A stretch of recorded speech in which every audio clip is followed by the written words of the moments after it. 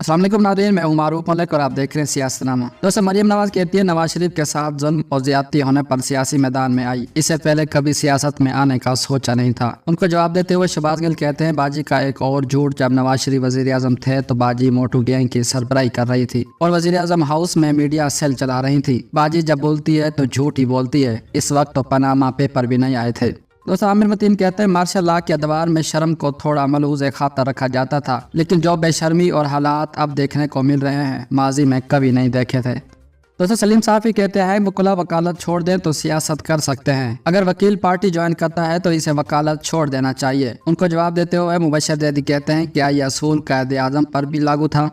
दोस्तों, निगरान वज़ीर आज़म अनवर अल काकड़ कहते हैं कोई एक चीज़ वापस कर रहा है, कोई कॉलम लिख रहा है, ज़रूर लिखें। जो ये समझता है ना कि ये हक पर है वो BLA और BLF के कैंप ज्वाइन कर लें, हमें भी क्लैरिटी मिल जाएगी ये कहाँ खड़े हैं। उनको जवाब देते हुए मारिया मेमन कहती है मुल्क का गैर मुंतखब वज़ीर आज़म रियासत से डायलॉग पर यकीन रखने वालों को हथियार उठाकर पहाड़ों पर चढ़ने वालों के साथ देने का मशवरा दे रहे हैं।